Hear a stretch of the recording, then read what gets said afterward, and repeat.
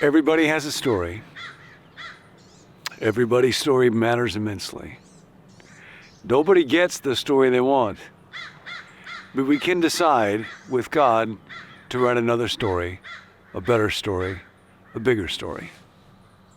And the question that I have for today is, if someone were making a story, writing a book, making a movie about your life, what would the character playing you have to be like for you to admire them deeply? That has become one of the most important guiding questions in my life, and I want to tell you the story about how that's emerged.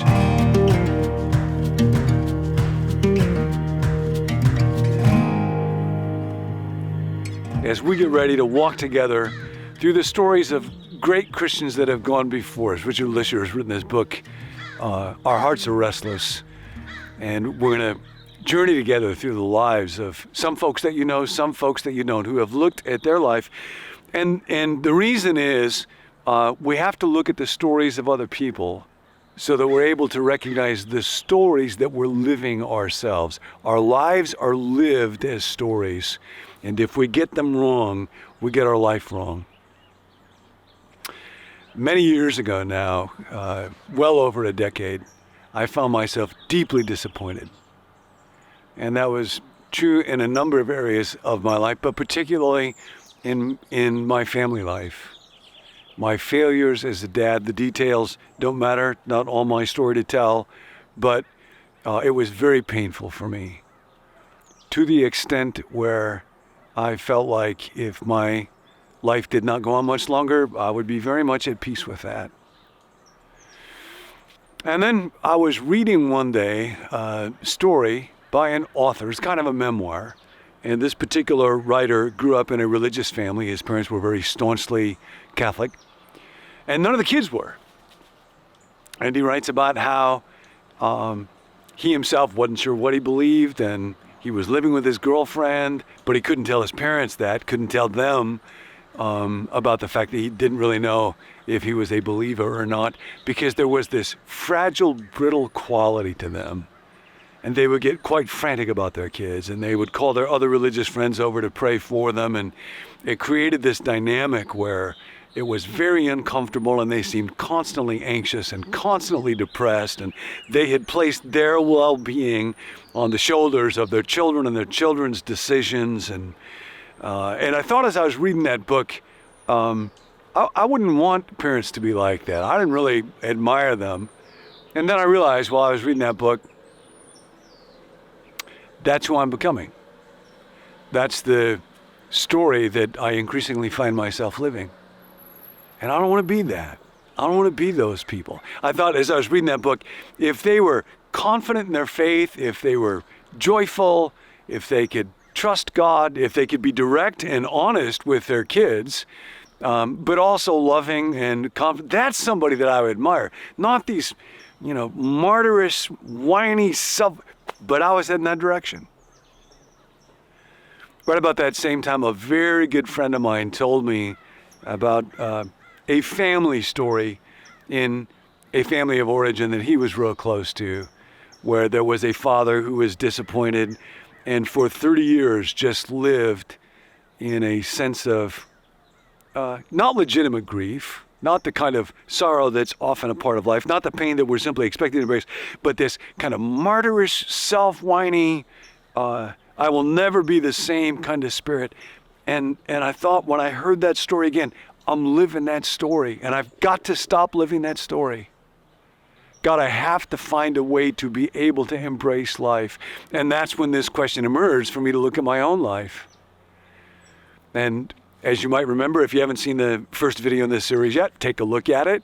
A story is simply a person, a protagonist, who has a heart's desire, an object of desire, and they want it very much, but they have to overcome obstacles and conflict to get it. And that's our lives. That's us. That's you and me.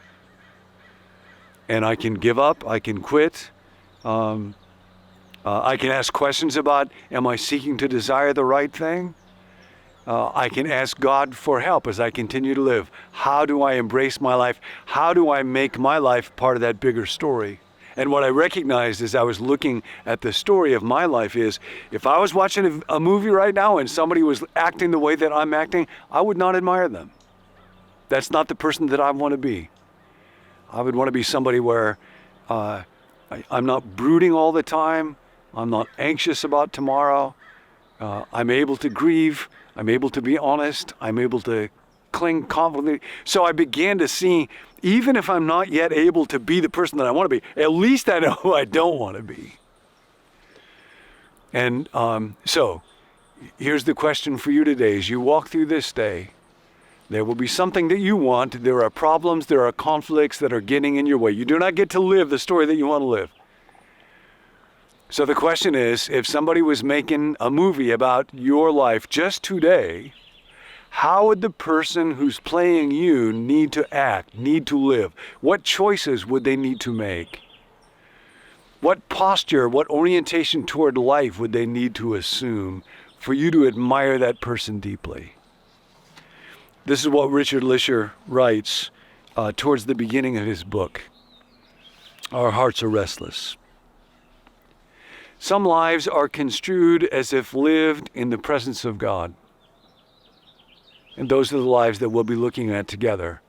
Hebrews, that great chapter, Hebrews 11, talks about people who did not receive what was promised, but they were commended for their faith, even though they did not receive. They didn't get the object of their desire, not in this world, but they kept moving towards God.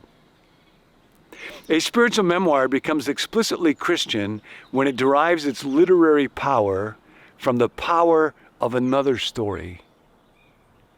The philosopher Alistair MacIntyre said, "The only way one can answer the questions, who am I, or what shall I do, is by asking the prior question, what story am I a part of?"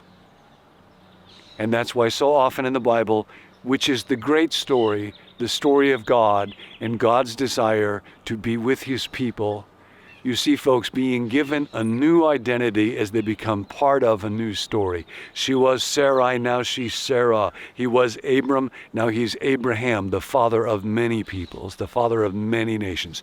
He was Jacob, the grabber, the deceiver. He's now entered into a new story and is Israel, the one who contended with God. Jesus says to Simon, you were called Simon, but now you're going to be Peter. You're going to be the rock. When I enter into a new story, it causes me to look at my life differently. So the man who was Saul becomes Paul. I have been crucified with Christ. No longer do I live, but Christ lives within me. Richard Hayes written a great book about the Apostle Paul and his theology. And he says the core of Paul's thought was not some religious doctrine or an abstract system. It was the story of Jesus. That the faithfulness of Jesus is the way that he lived his story, and somehow his story becomes our story. The human condition is in him, and his crucifixion becomes ours, and his resurrection becomes ours. So now today, here's the question. Just take whatever challenge you face. I want you to think about it right now.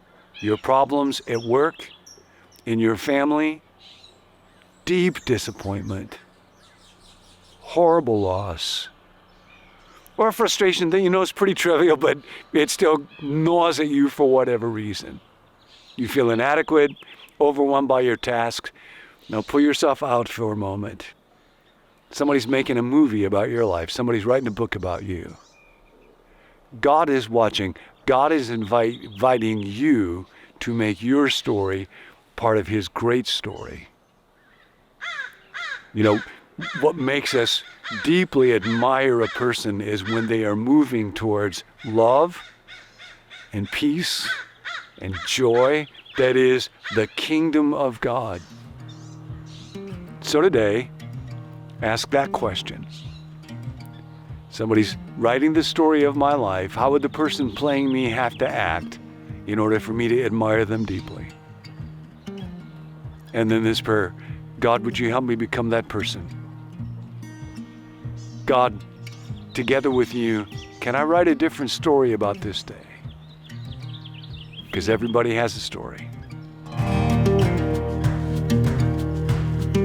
Hey, if you enjoyed that video, be sure to subscribe to our YouTube channel so you don't miss any future teachings from John Ortberg here at Become New. My name's Tim, and I'm a part of the team here. This series is all about stories. Everybody has a story, and everybody's story matters. And we want to know about your story, whether it's a story of coming to faith or a story of spiritual growth. Whatever it is, we're here for you. You can email that to us at connect@becomenew.com, or you can text it to us. You can also sign up for daily reminders whenever we drop a new video via text by texting the word BECOME to the number 855-888-0444. You can also send us prayer requests there. There's a team of us that meet to pray each weekday for viewers just like yourself. If you'd like to receive the emails that go along with each video, be sure to check that out at becomenew.com/subscribe. More than a video to watch, this is really a community to belong to, and we're so glad that you're a part of it. We'll catch you next time.